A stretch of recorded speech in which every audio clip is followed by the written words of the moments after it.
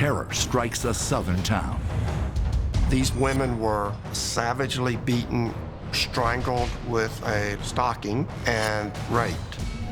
It was unheard of. What made it all the more horrifying was that it was a serial killer.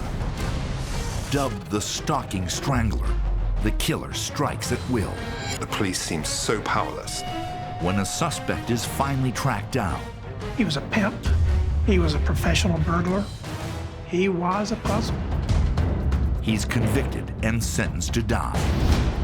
It all seems open and shut. I think they got the right guy. Or did they? In-depth, insightful, in a class of its own. It's America's leading journal, Vanity Fair. Contributing editor David Rose unearths seeds of doubt.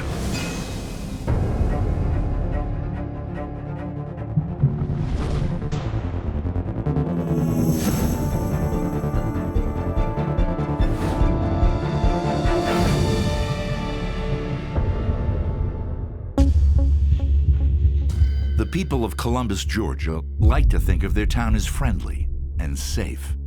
But everyone remembers the day the nightmare began. A lady who was very influential, Fern Jackson, she doesn't show up for work. Fern Jackson was a health department official, and she was deeply loved. Someone goes around to her house and finds this appalling scene.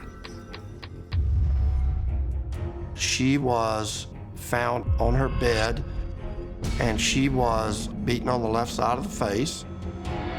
She was strangled with a stocking, and she had been sexually assaulted, raped. Fern Jackson's house is ransacked, but no valuables are missing.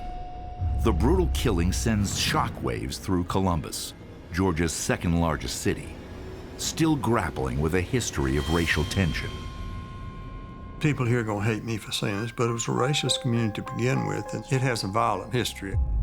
But it was unheard of for a respected, elderly white woman to be sexually assaulted and killed. And so that got everybody's attention. In the late 1970s, senseless murders are on everyone's mind. Just 1 month earlier, New York police arrested David Berkowitz, the infamous Son of Sam killer. Berkowitz had terrorized the city for a year, stalking and shooting innocent young women. This is the man police say is the .44 caliber killer. He had a faint smile as police moved him around the city today. The FBI recently coined a new phrase to describe psychopaths like Berkowitz: serial killers.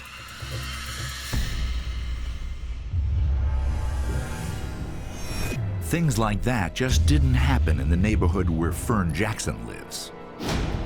Winton is one of the oldest neighborhoods in Columbus, home to wealthy families before the Civil War. It's an upscale neighborhood. There are beautiful antebellum homes there. Then, 9 days later, in the same Winton neighborhood, Jean Diamondstein, 71, owner of a small department store, is found strangled in her bed. Jean Diamondstein, who lived right up the street from Fern, was assaulted brutally and killed. These two women were savagely beaten on the left side of their face. They were strangled with a stocking, and they both were raped. The first murder of Fern Jackson was a horrifying event in Columbus. But what made it all the more horrifying was that there was another killing quite clearly by the same individual, the same modus operandi. It was now clear that there was a serial killer. The media dubbed Columbus's serial killer the Stocking Strangler. And the police announced they have arrested a suspect, Jerome Livas. They had a man called Jerome Livas in custody, who had not only confessed to murdering his then partner, but also to the murders of Mrs. Diamondstein and Mrs. Jackson. And this was a fantastic coup. The city can breathe again. Detective Mike Sellers remembers driving through Winton and passing the home of a friend's grandmother, noticing how frail she was. Mrs. Scheibel, she was 89 years old and legally blind, and she was on a walker, and she was in her front yard, and I saw her picking up magnolia leaves and putting them in a basket. Then, just days later, with Jerome Livas behind bars, Florence Scheibel is found murdered, exactly like the others. One of the other things that this murderer would do, before he left the victim's body there, all the victims' faces were covered up either with a pillow or the bedspread, so that when you went into the homes, that you did not see them until you pull the covers back or remove the pillow from the victim. If Jerome Livas is the Stocking Strangler, then who murdered Florence Scheibel? Police assume it must be a copycat killer. But then a newspaper reporter interviews Livas, and the police's main suspect confesses to murdering Presidents Kennedy and McKinley. Jerome Livas proceeded to confess to every killing since the Garden of Eden, so it became a laughing stock. Murders continued to occur, and so it was obvious that it wasn't him. With the real Stocking Strangler still on the loose, investigators flood into Winton.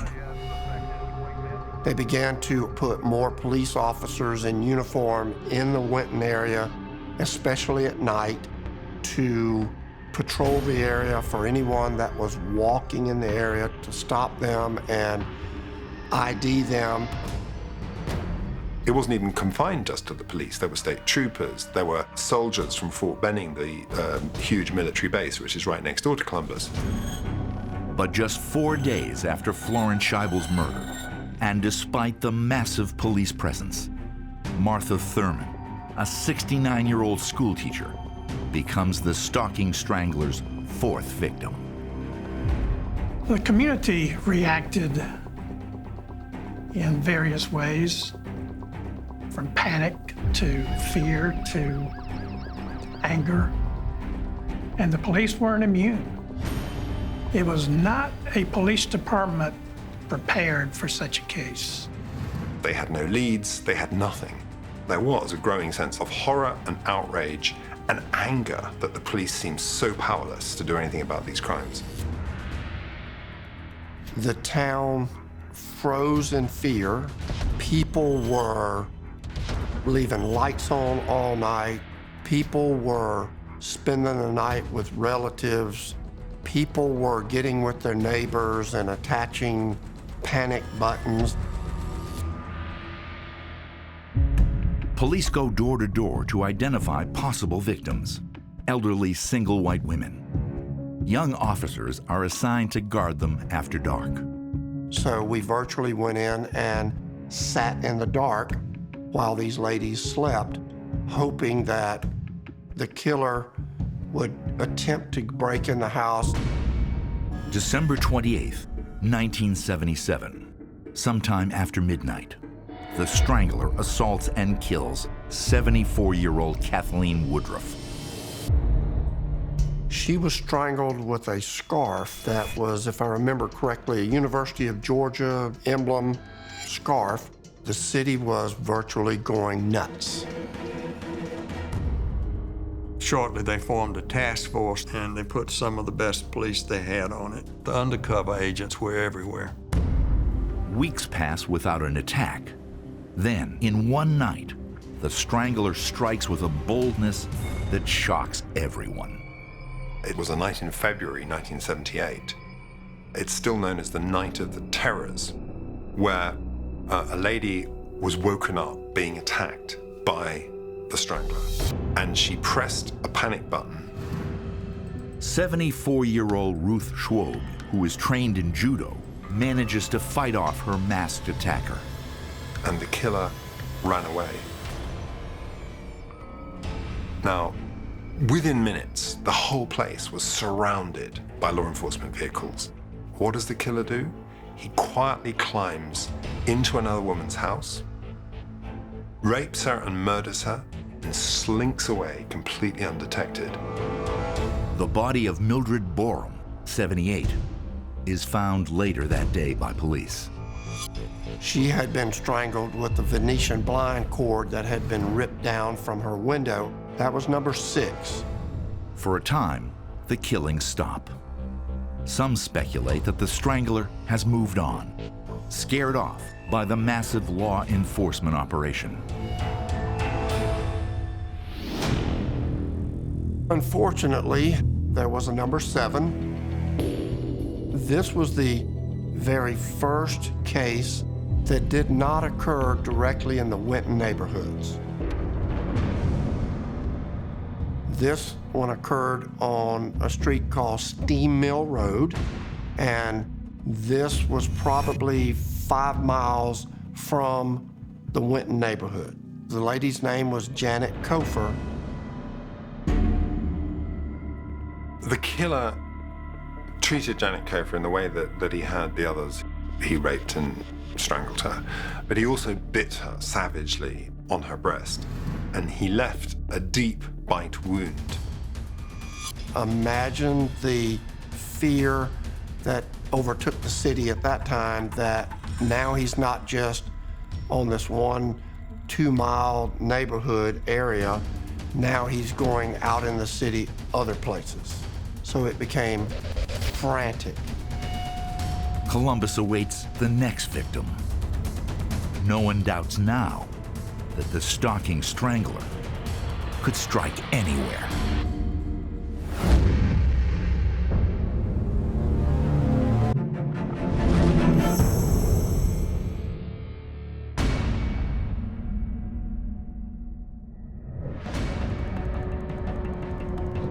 Over a period of 8 months, 7 elderly women have been beaten, raped, and strangled to death in Columbus, Georgia.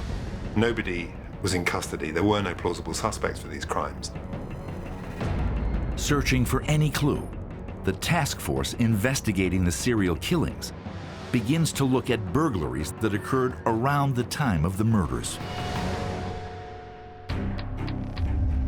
The police became obsessed that any crime in the Winton area committed during the time of the stranglings must be the work of the strangler.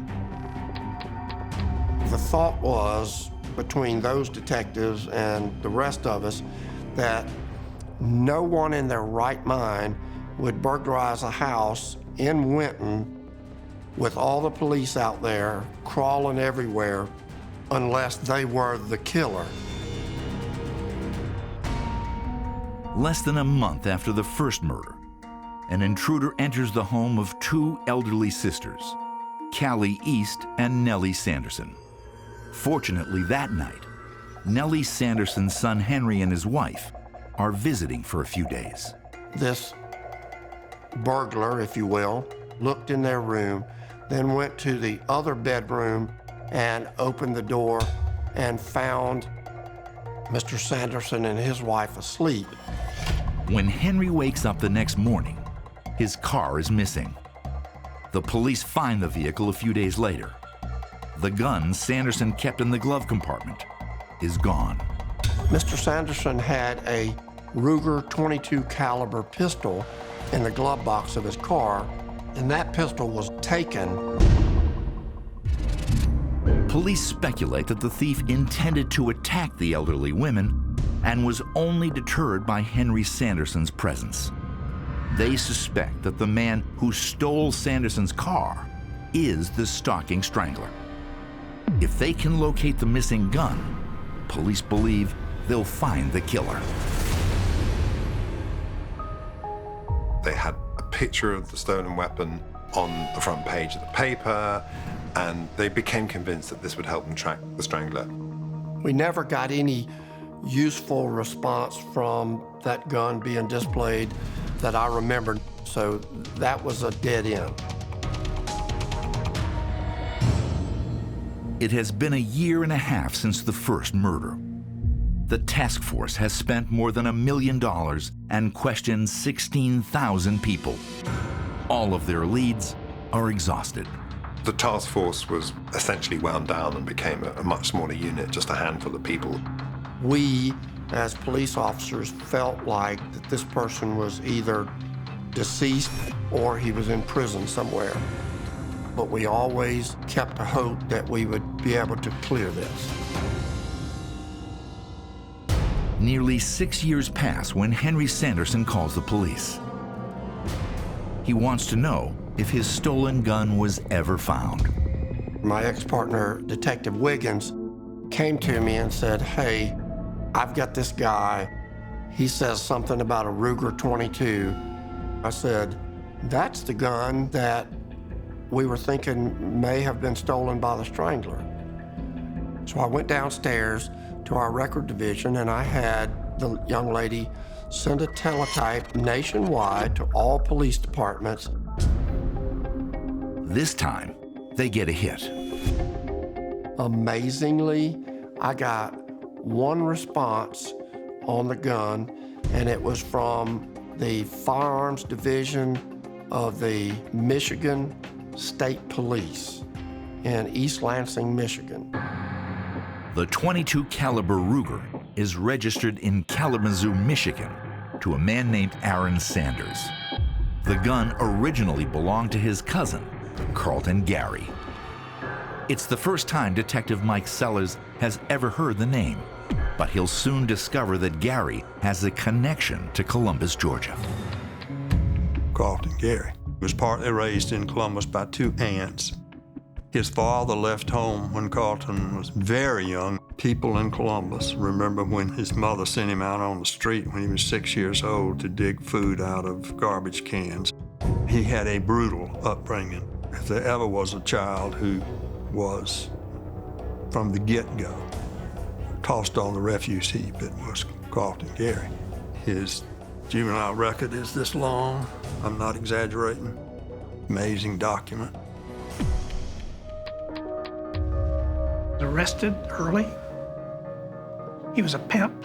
He was a professional burglar who had been charged multiple times in multiple cities and states.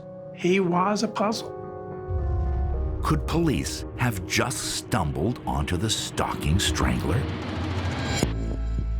He was not invisible. He didn't hide. He modeled clothes, for God's sakes, for a black clothing store downtown. They did commercials on their suits, and in return for a wardrobe, Carlton would be in their TV ads. Police have no idea that the man appearing in TV ads every night is a career criminal. At the local clubs, Carlton Gary is a magnet for women. He dated all these Columbus women who just fell for him. He had women everywhere, lots of women.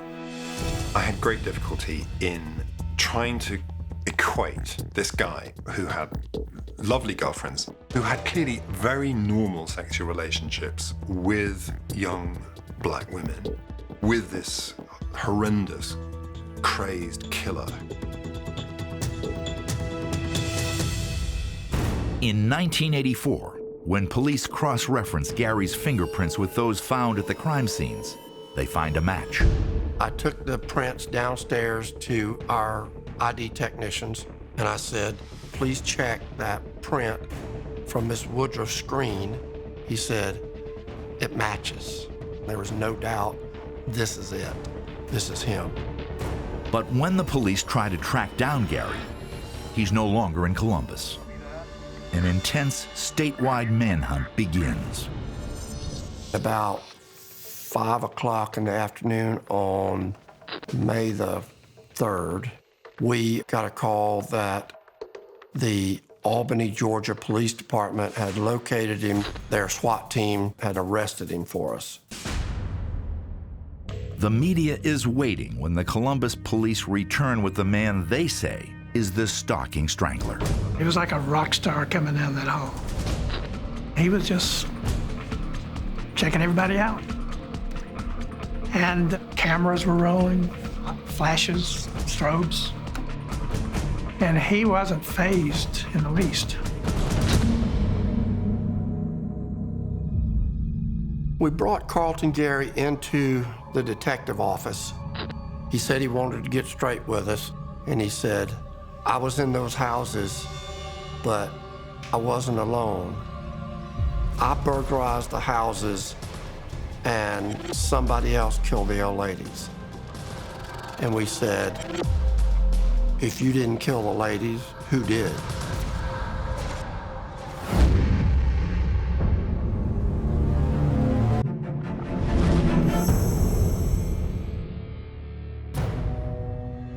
Columbus police have Carlton Gary in custody, the man they believe is the Stocking Strangler.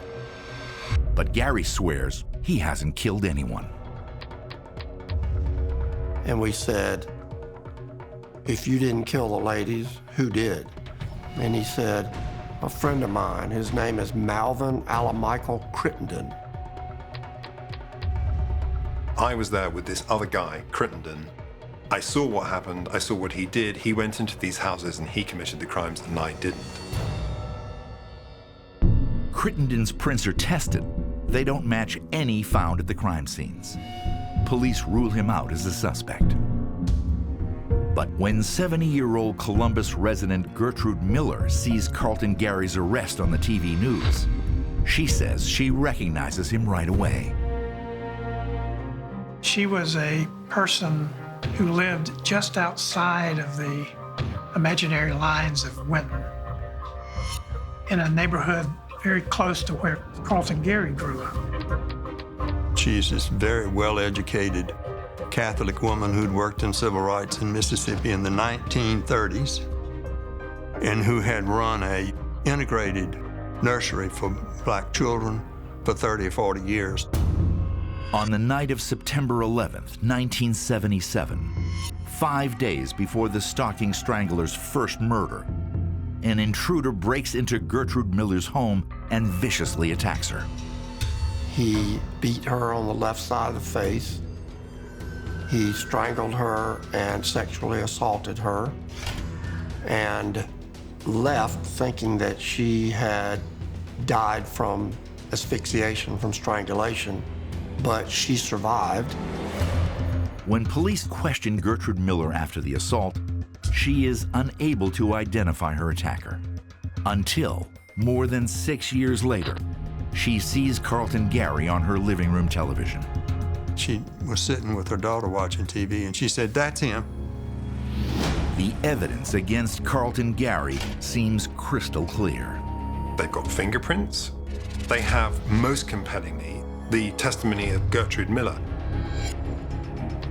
He was indicted by a grand jury of 3 of the killings of these women. The afternoon paper hit the streets, and the story began to circulate.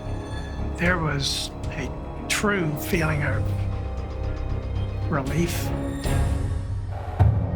Carlton Gary asks attorney Bud Seaman from Atlanta, a seasoned death penalty lawyer, to defend him. Seaman agrees to work pro bono. I thought the world of Bud Seaman and some of the early attorneys. Bud had high moral motivations. His problem was that he wasn't paid to be Carlton's trial lawyer. The court just refused time and again to give him any money for experts, for witness expenses, for any of the costs that you would, of course, incur in trying to defend a case like this. The court completely denied them any assistance whatsoever. Today, this would just be considered outrageous. The trial judge refuses to provide any funds for Carlton Gary's defense. Many judges and lawyers agree that the only way to assure a fair trial is to provide indigent defendants the resources they need. Carlton Gary goes on trial for the murders of Florence Scheibel, Martha Thurman, and Kathleen Woodruff before a jury of 9 white and 3 black citizens from a neighboring county. The prosecutor only brought charges against Carlton on the women that he knew he had fingerprints from. The prosecution calls 139 witnesses during the 3-week trial. the judge allows the district attorney to introduce evidence from all 7 killings, which is legal under Georgia law. It is a powerful case. The prosecution was trying to suggest that Carlton Gary had been this driven sexual predator.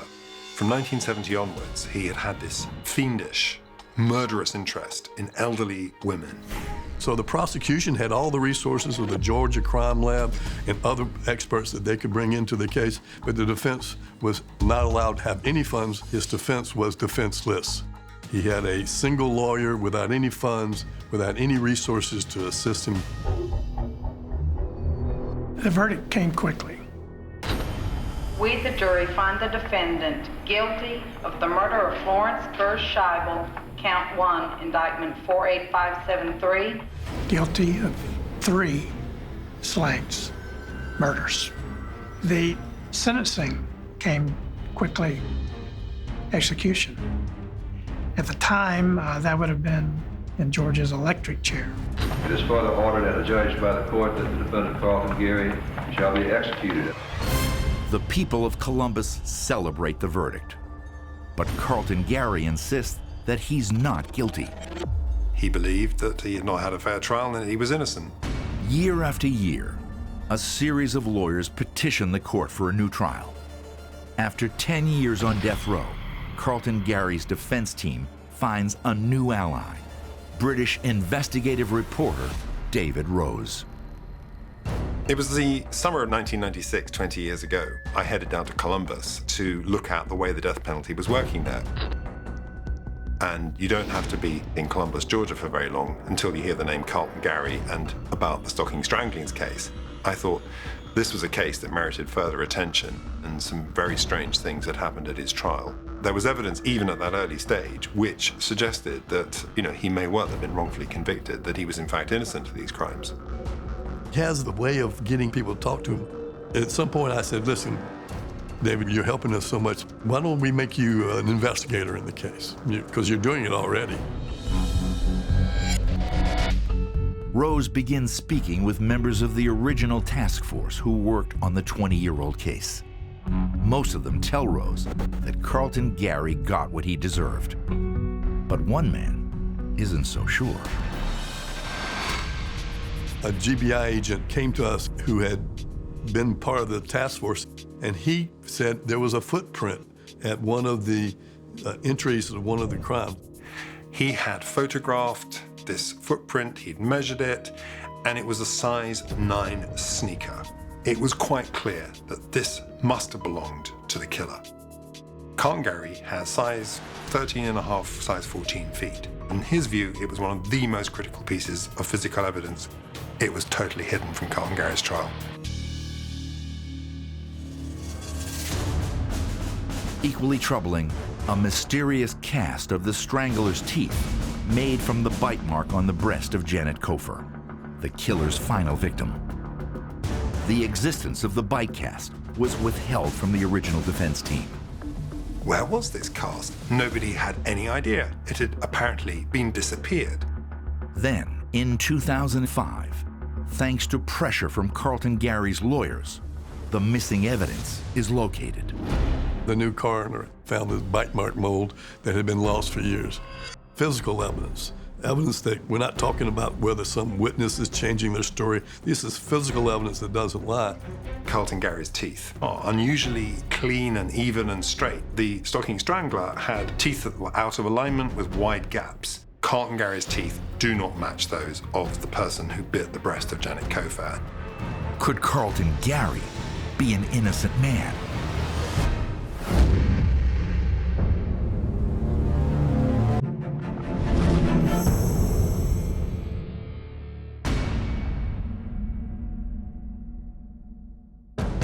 Vanity Fair writer David Rose is convinced that, guilty or innocent, Carlton Gary did not get a fair trial.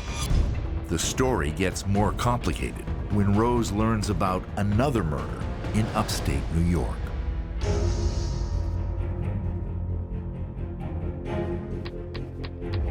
The first time I heard the name Marion Fisher, I was assigned to the cold case task force for the Syracuse Police Department, and Marion Fisher's file was one of the first cases that we reviewed. She was a physical education teacher, totally innocent victim that was murdered. Best of my recollection, she had her husband, John, and 2 children, a boy and a girl. I think Marion was 40 at the time of her death. The body was discovered by 2 pre-teenage boys who were actually riding their bicycles down Lafayette Road. They observed the body just off on the side of the road beyond a hedgerow.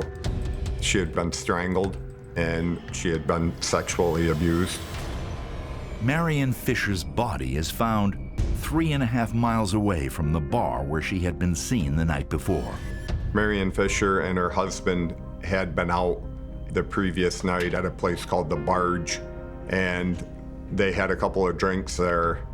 And at that point, Marion and her husband, John, got in an argument, and Marion left the bar never to be seen again. According to Mr. Fisher, when he woke up the next morning, he had heard that a body was discovered, and he called the police department, worried that it may be his wife. John Fisher became the prime suspect in the case. The alibi kind of fell apart. He said that he was home all night, and yet 3 kids in the neighborhood all swore that he left the house that night. And then probably the final things was he failed a polygraph, but based on the evidence available to him, the then district attorney did not authorize charges to be brought against Mr. Fisher. It goes unsolved. It was as cold as a case could get. In August 2007, after Lieutenant Rockwood reopens Marion Fisher's cold case, he meets with John Fisher to get a sample of his DNA. Rockwood wants to compare it to the semen recovered from Marion Fisher's body 30 years earlier, when DNA tests were not possible. He was very cooperative. He offered up his DNA and said he was happy to help in any way he could. A couple of months later, after submitting the sample to the Forensic Crime Center, results came back that he, in fact, was not the donor of that DNA. Good grief. The criminal justice system has put a cloud of suspicion over a guy for 30 years that is not only not guilty, he is 100% factually innocent. Lieutenant Rockwood then requests that the crime lab check a red towel found near Marion Fisher's body for DNA. They were able to submit that complete DNA profile to the National Data Bank for identification purposes. And we came back with an exact match to Carlton Gary, who is the Stocking Strangler from Georgia. Lieutenant Rockwood heads to Georgia's death row to question Carlton Gary about Marion Fisher. Gary admits that he was in Syracuse at the time working for a local fencing company. At first, Carlton said, he goes, I don't recall anything. And then I said, Carlton, you know what DNA is, right? He was well-versed on DNA and understood it completely. He said, I was at a bar. He met a lady there that was intoxicated or high or something, and that she had just had a fight with her boyfriend or husband or something. He ended up having sexual intercourse with the victim on the hood of a car in the back of the parking lot. He goes, when I got done, I went back in the bar and that was it, and I don't know where she went. And he portrayed it as a consensual encounter, which doesn't pass the laugh test. And then someone else just happens to come along later and strangle her. Now, my question as a prosecutor is, well, what do I do about Carlton Gary? He's on death row. Syracuse District Attorney William Fitzpatrick decides not to prosecute Gary, since he is already awaiting execution in Georgia. Carlton saw these cops, he talked to them, he didn't have any attorney present, nobody's ever seen any documents that attest to the validity of these tests or otherwise. But it certainly helped to create the impression that he was a really bad guy. I've never investigated that case. It never was presented properly in court. It's a claim that has been made, but never proven. There's no doubt in my mind that Carlton Gary is guilty of this homicide. To Gary's legal team, the Syracuse allegations are unsubstantiated and have nothing to do with his Georgia case. Their priority is preventing Carlton Gary's impending execution. Carlton Gary was on the fast track to execution. He lost all his appeals. The Supreme Court wouldn't review the case. He'd been denied clemency, and so the execution date was set for, I think it was 7 o'clock in the evening on December the 9th, 2009. And the hours were ticking away. He couldn't get a stay. Desperate to find new evidence, Rose uncovers a lead. A retired Columbus police officer admits that slides of semen samples taken from the victims still exist.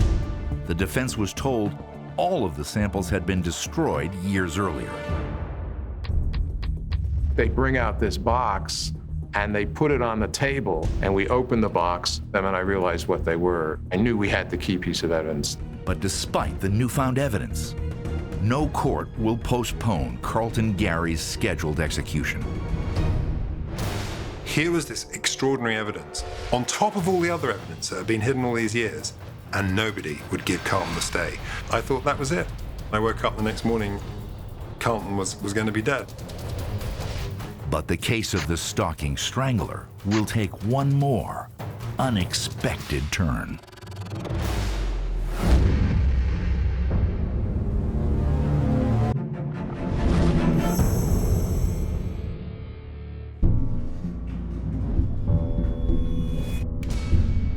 So it came to the day of his execution.